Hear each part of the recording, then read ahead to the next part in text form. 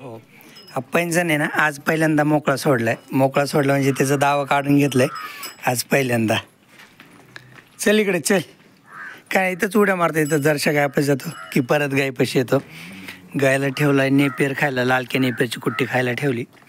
पैंजण आज दूध पिला नाही, तो दूध पित नाही तो. चल इकडं, ते दूध पित नाही म्हणून त्याला मोकळं सोडलंय. तर थोड्या वेळाने पिन. आता काय झालं काय म्हणतं, आजारी तर नाही तो, कारण उड्या मारतोय, आजारी तर काहीच नाही, पण दूध पित नाही. असं पहिला तोंड तिथं करतो, पण म्हणजे थनच तोंडात घेत नाही.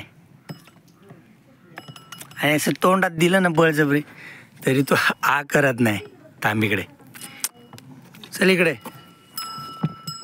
पी. गाय पाणवली, अर्धा तास झालं तो त्याची नाटकं चालू आहेत. गाय पाणवून अर्धा तास झालं गाय पाणवली, पण तो काय प्यायलाच तयार नाही.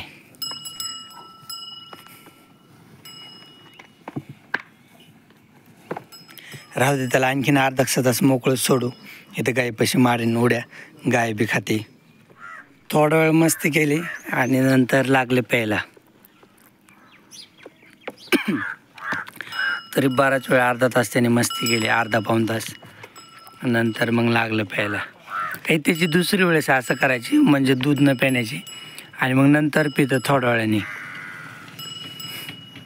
ह्याच्या आधी एकदा असंच केलं होतं त्यांनी, पण ती संध्याकाळची वेळ होती, 7 वाजले होते धार काढायला. ते दूधच प्यायना. मग म्हटलं, आणि ओके होतं, उड्या वगैरे मारत होतं ना, तर त्याच्यामुळं पण टेन्शन थोडं आलतंच. नंतर म्हटलं डॉक्टरला बोलावं, पण उशीर झाला होता. म्हटलं सकाळी बोलवता येईल डॉक्टरला. तर सकाळी डॉक्टरला बोलायचंच होतं, पण ते 10:30-11 वाजता पिलं दूध.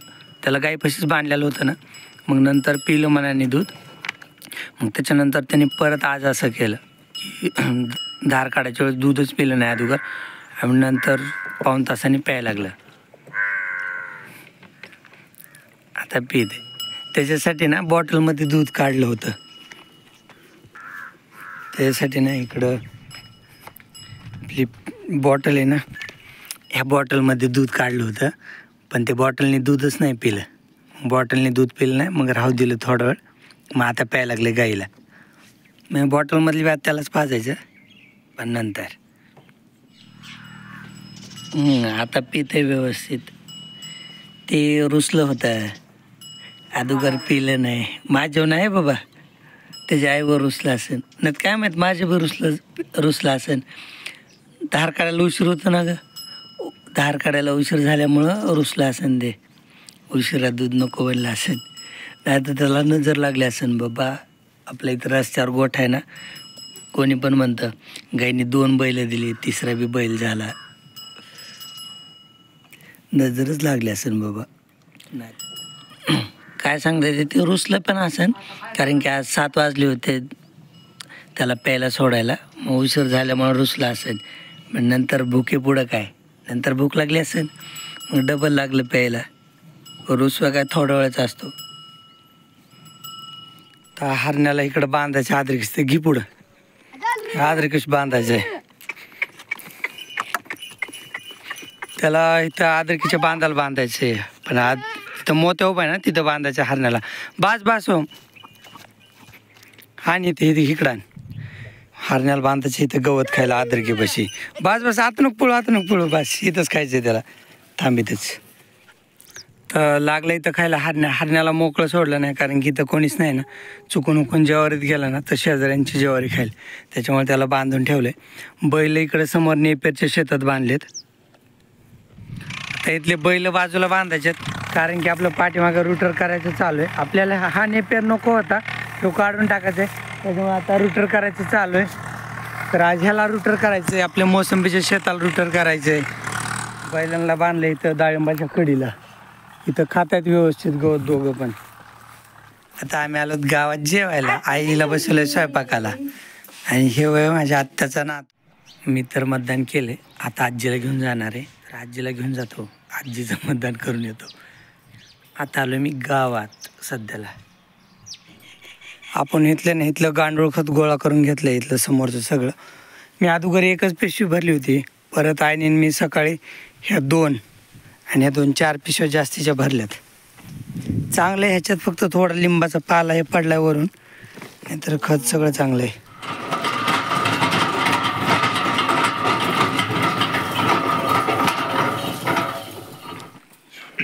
आज मोसंब्याच्या रानात अवथानात चालू आहे. झालं आहे इकडून अवथानलं आहे आणि सगळं अवथानात झालं आहे. फक्त जायचं राहिलं आहे, एवढं मिडलला ज्या जायचं राहिलं आहे. ह्या झाडापासून पलीकडं अवथानलं आहे, इकडं अवथानलं आहे. जिथपर्यंत मोसंब्यात ना इथपर्यंत अवथानलं आहे, म्हणजे ह्या मोसंब्या झाडापर्यंत. आणि इथून पलीकडं आपला नेपेर होता. सकाळी रोटर करायचं चालू होतं ना, तर नेपेरच्या रानाला रोटर केले सगळं. ह्याच्यात काय होतं, आपल्या झाडाच्या लाईनीत ना मोसंबीच्या, तर त्या असं उभं अवथानतानी ते मध्ये थोडंसं राहतं, तर त्याच्यामुळे आता आडवं अवथानायचं आहे. उभं तर झालं हाणायचं, आता आडवं हाणायला चालू करतो. आडवं किती, आत्ता दिवस पण बारीक असतो ना, आता दिवस लवकर मावळतो, तर त्याच्यामुळे 3 लाईन होते ना आडव्या अवथानायच्या. आणि रान तर लय कडक झालं, म्हणजे आवत बुडतच नाही खाली जास्त. आपण ह्याच्यात जनावर बांधले होते ना, आणि आता वाळले पण रान, त्याच्यामुळे लय कडक झालंय, उकरतच नाही लय खाली. तरी चांगलं उकरतंय, पण आपल्याला घासासाठी सारे काढायचे ना, तर त्यासाठी लय मऊ रान पाहिजे. आडवा आहोत मी वरच्या साईडने हाणायला चालू केले. मला एकदा यायचं होतं ना इकडं वरती, तर त्याच्यामुळे आडवा आहोत हाणायला चालू केलं. इकडलं वरच्या बाजूने, खालच्या बाजूने नाही, तरी आंब्याच्या खालची एक लाईन होईल. आणि इथं परत मी आडवं आवतोय ना, मोसंब्याच्या शेताला तर हाणतोय, परत ह्या नेपेरच्या शेताला पण हाणतोय. म्हणजे परत एवढ्याच ह्याला आडवा आवत हाणता येणार नाही, फक्त नेपेरच्या शेताला जवळजवळ वळावं लागेल ना बैलांना, तर त्याच्यामुळे मग पलीकडच्याला आवत हाणायचंच, तर मग अलीकडच्याला पण हाणून घेतो लगेच. आणि इथं आपला बांध आहे ना, ह्याच्यावर मी 2 आंबे लावले ते, ज्याच्यातलं एक झाड इथं आहे. झाड लय मस्त आलं, हे गवतात होतं ना, आतापर्यंत दिसत नाही. मी फक्त एकदाच इथलं गवत कापलं होतं ना, तर बघितलं की झाड ओके आहे म्हणून त्याच्यावर आजच बघतोय, ते आजच उघडं झालं आहे इथलं गवत गेल्यामुळं. तर झाड तर चांगले 9 ते फुटली आणि हाईट पण चांगली झाली त्याची. परत 2 लावले होते, त्याच्यातलं दुसरं काय दिसतच नाही मला. आणि दुसरं मी आईच्यानात बघितलं नव्हतं आणि त्यावेळेस मला दिसलं बी नाही. दुसरं पण इथंच कुठंतरी लावलं होतं समोर, पण आता ते काय दिसत नाही.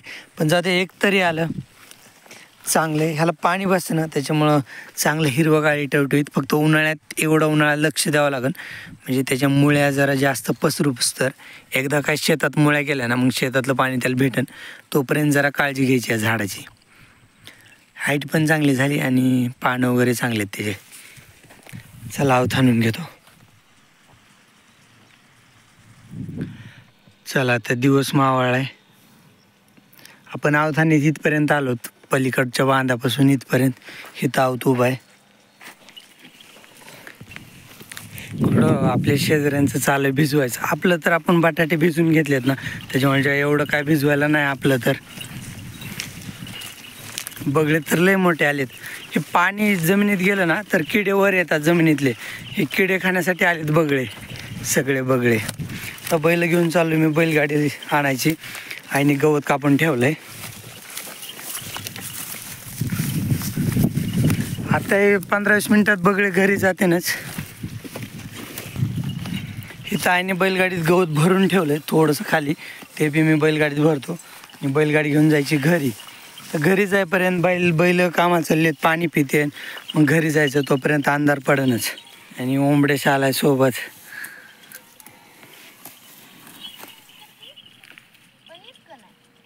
हां शुभश्री लय अडण करते.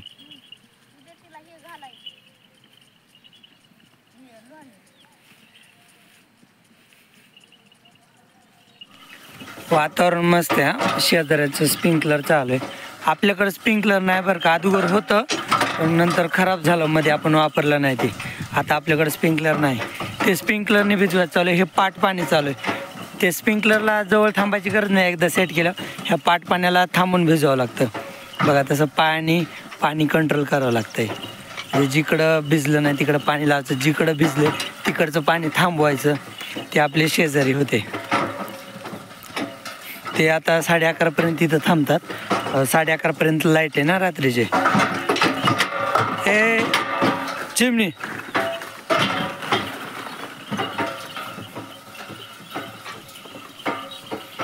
ते पिल्लू कसं बसलंय.